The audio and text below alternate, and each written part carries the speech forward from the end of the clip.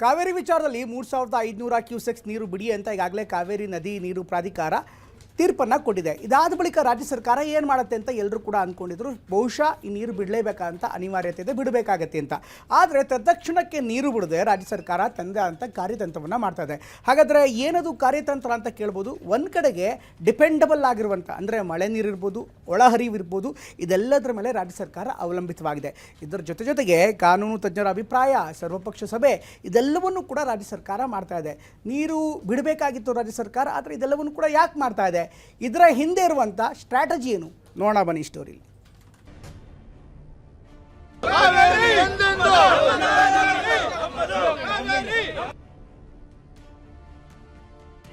ಕಾವೇರಿ ನೀರು ವಿಚಾರದಲ್ಲಿ ರಾಜ್ಯ ಸರ್ಕಾರದಿಂದ ಕಾರ್ಯತಂತ್ರ.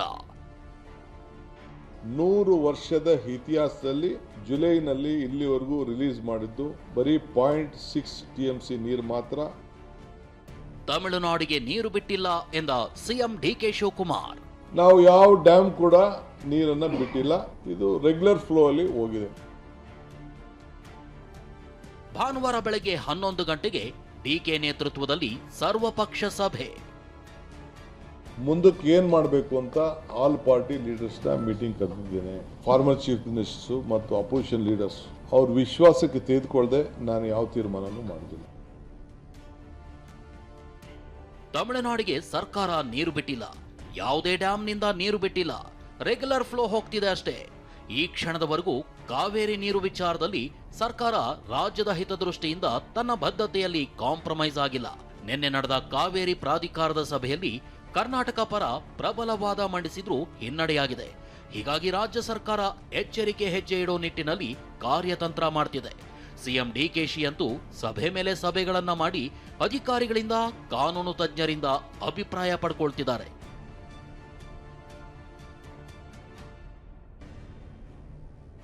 ತಮಿಳುನಾಡಿಗೆ ನಾವು ನೀರು ಬಿಟ್ಟಿಲ್ಲ, ಯಾವುದೇ ಡ್ಯಾಂನಿಂದ ನೀರು ಹೋಗಿಲ್ಲ ಅಂತ ಸಿಎಂ ಡಿಕೆ ಶಿವಕುಮಾರ್ ಹೇಳಿದ್ದಾರೆ. ಇಲ್ಲಿವರೆಗೂ ಜುಲೈ ನಾವೇನು 0.6 TMC 100 ವರ್ಷದಲ್ಲಿ ಲಾಸ್ಟ್ 100 ಇಯರ್ಸ್ ಇಲ್ಲಿವರೆಗೂ ಬಿಟ್ಟಿರೋದು lowest in the last 100 years.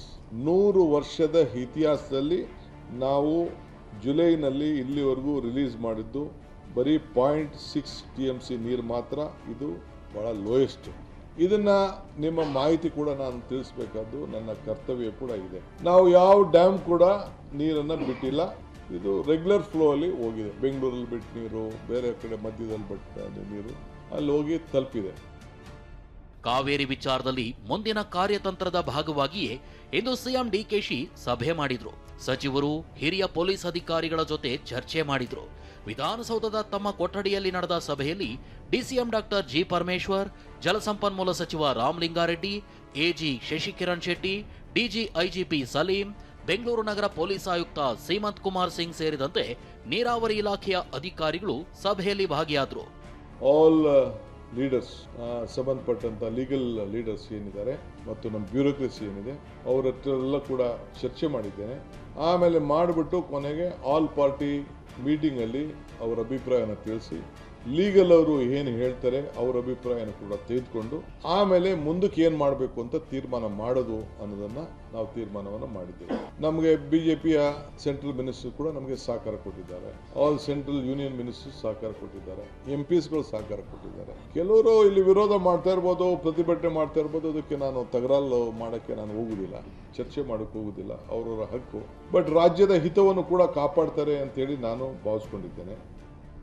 Kaveri ವಿಚಾರದಲ್ಲಿ ಮುಂದಿನ ಹೋರಾಟದ ಕುರಿತು ಸಿಎಂ ಡಿಕೆಶಿ ಸರ್ವಪಕ್ಷಗಳ ಸಭೆ ಕರೆದಿದ್ದಾರೆ. ಭಾನುವಾರ ಬೆಳಗ್ಗೆ 11 ಗಂಟೆಗೆ ಸಭೆ ನಡೆಯಲಿದೆ. ಸಚಿವರು, ಪ್ರತಿಪಕ್ಷ ನಾಯಕರು, ಕೇಂದ್ರ ಸಚಿವರು, ಕಾವೇರಿ ನದಿ ಭಾಗದ ಶಾಸಕರು ಸಭೆಯಲ್ಲಿ ಭಾಗಿಯಾಗಲಿದ್ದಾರೆ. ಅವರು ಬಿಡಬೇಕು ಅಂತ ನಿನ್ನೆ ನಮ್ಮ ವಾದನ ರಿಜೆಕ್ಟ್ ಮಾಡಿದ್ದಾರೆ. ಮುಂದಕ್ಕೆ ಏನ್ ಮಾಡಬೇಕು ಅಂತ ಆಲ್ ಪಾರ್ಟಿ ಲೀಡರ್ಸ್ ನ ಮೀಟಿಂಗ್ ಕರೆದಿದ್ದೇನೆ. ಫಾರ್ಮರ್ ಚೀಫ್ ಮಿನಿಸ್ಟರ್ಸು ಕರೆದಿದ್ದೇವೆ. ನಮ್ಮ ವಿರೋಧ ಪಕ್ಷದ ನಾಯಕರುಗಳನ್ನು ಕೂಡ ಕರೆದಿದ್ದೇವೆ. ಅವರೆಲ್ಲ ಬರ್ತಾರೆ, ಅವ್ರ ಸಲಹೆ ಕೂಡ ಕೇಳ್ತೀವಿ. ಲೀಗಲ್ ಟೀಮ್ ಹೇಳಿದ್ದೇವೆ. ಹಿಂದೆ ಇಂಥ ಸಂದರ್ಭದಲ್ಲಿ ಏನೇನು ಆಗಿದೆ ಅನ್ನೋದು ಕೂಡ ಅವರು ಕೂಡ ಎಕ್ಸಾಮಿನ್ ಮಾಡಕ್ಕೆ ಹೇಳಿದ್ದೇನೆ. ಅದಾದಮೇಲೆ ಏನು ಮಾಡಬೇಕು ಅನ್ನೋ ತೀರ್ಮಾನವನ್ನು ಮಾಡ್ತೀವಿ. ಈಗ ನಾನು ನನ್ನ ಡೆಲ್ಲಿ ಲೀಗಲ್ ಟೀಮ್, ನಮ್ಮ ಅಡ್ವೊಕೇಟ್ ಜನರಲ್ ಅವರ ಸಲಹೆ ಮತ್ತು ನಮ್ಮ ಆಲ್ ಫಾರ್ಮರ್ ಚೀಫ್ ಮಿನಿಸ್ಟರ್ಸು ಮತ್ತು ಅಪೋಸಿಷನ್ ಲೀಡರ್ಸ್ ಅವ್ರ ವಿಶ್ವಾಸಕ್ಕೆ ತೆಗೆದುಕೊಳ್ಳದೆ ನಾನು ಯಾವ ತೀರ್ಮಾನನೂ ಮಾಡಿದ್ದೀನಿ. ಇನ್ನು ತಮಿಳುನಾಡಿಗೆ ರಾಜ್ಯ ಸರ್ಕಾರದ ಸೆಡ್ ಏನು ಅನ್ನೋದನ್ನೇ ನೋಡೋದಾದ್ರೆ, ತಮಿಳುನಾಡಿಗೆ ನೀರು ಬಿಡಬೇಕು ಅಂತ CWMA ಆದೇಶ ಕೊಟ್ಟಿದ್ರು ಸದ್ಯ ನೀರು ಬಿಡದೆ ತಮಿಳುನಾಡಿಗೆ ರಾಜ್ಯ ಸರ್ಕಾರ ಸೆಡ್ ಹೊಡೆದಿದೆ. ಏಕಾಏಕಿ ನೀರು ಬಿಡದೆ ರಾಜ್ಯ ಸರ್ಕಾರ ಕಾರ್ಯತಂತ್ರ ರೂಪಿಸುತ್ತಿದೆ. ಒಳಹರಿವು ಹೆಚ್ಚಳ ಆಧರಿಸಿ ಮುಂದಿನ ತೀರ್ಮಾನಕ್ಕೆ ಚಿಂತನೆ ಮಾಡಲಾಗಿದೆ. ಹೀಗಾಗಿಯೇ ಸರ್ವಪಕ್ಷ ಸಭೆ, ಕಾನೂನು ತಜ್ಞರ ಸಭೆಯನ್ನ ಸಿಎಂ DK ಮಾಡಿದ್ದಾರೆ.